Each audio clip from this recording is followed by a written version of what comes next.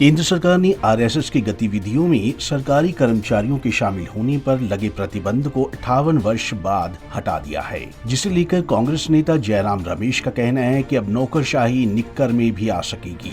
जयराम रमेश के इस बयान पर हरियाणा के परिवहन राज्य मंत्री असीम गोयल ने तीखा हल्ला बोलते हुए पूरी कांग्रेस को खूब लपेटा। असीम गोयल ने जयराम रमेश के बयान पर पलटवार करते हुए उन्हें कांग्रेस का चरण चुंबक और चाटुकार करार दिया। असीम गोयल ने कहा कि आज दबी आवाज में कांग्रेस भी आरएसएस की प्रशंसा करती है। वहीं असीम गोयल ने दीपेंद्र हुड्डा के बयान पर भी पलटवार किया।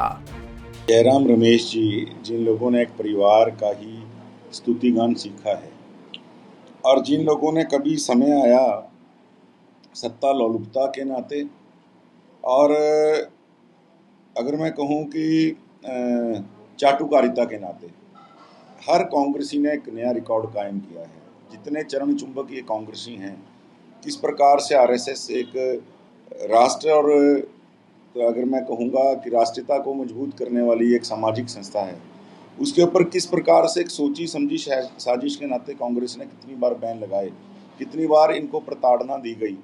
और आज अगर केंद्र सरकार ने उस सामाजिक संस्था को जो राष्ट्रीयता से सीधा सीधा सबको जोड़ती है, एक बैन हटाया है। इन कांग्रेस के जो काले कारनामे हैं, जिस प्रकार से इमरजेंसी लगी, आज इनके पास बोलने के लिए कोई नहीं है। जयराम रमेश जी उसके ऊपर कुछ नहीं बोलेंगे।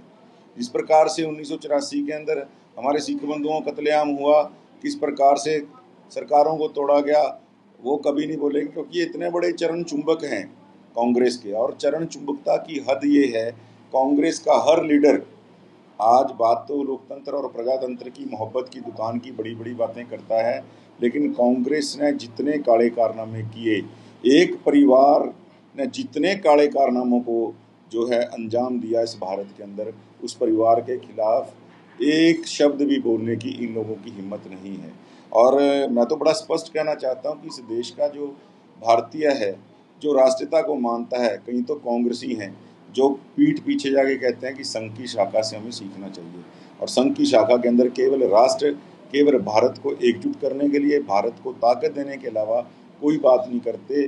भारत का वैभव अमर रहना चाहिए, भारत का वैभव, भारत जो है विश्व गुरु बने, इस नाते एक सोच के नाते एक संगठन चल रहा है। और कांग्रेसी भी दबी जुबान में तारीफ करते हैं।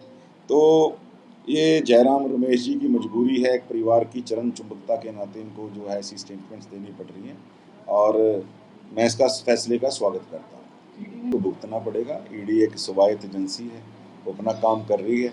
अगर आपने कुछ नहीं किया तो डर काहेगा, और अगर कुछ किया है तो भी डर काहेगा। जो होना है तो होना ही है। कांग्रेस की लहर हमेशा कांग्रेस को ही डुबोती है। ये देख लीजिए लहर किसकी चल रही है, कांग्रेस के अंदर कितनी कांग्रेसें और कितनी लहरें चल रही हैं। ये लहरें एक दूसरे को डुबो के मारेंगी। तो दीपेंद्र हुड्डा जी को मैं शुभकामनाएं देता हूँ। अगली बार भी आदरणीय नायब सिंह सैनी जी के नेतृत्व में तीसरी बार एक जनता की सरकार बन रही है, आम जन की सरकार बन रही है, और दीपेंद्र हुड्डा जी को शुभकामनाएं। आपको बता दें कि हरियाणा परिवहन राज्य मंत्री असीम गोयल ने तीखा हल्ला बोलते हुए पूरी कांग्रेस को खूब लपेटा। असीम गोयल ने जयराम रमेश के बयान पर पलटवार करते हुए उन्हें कांग्रेस का चरण चुंबक और चाटुकार करार दिया। पंजाब केसरी टीवी के लिए अंबाला से कृष्ण बाली की रिपोर्ट।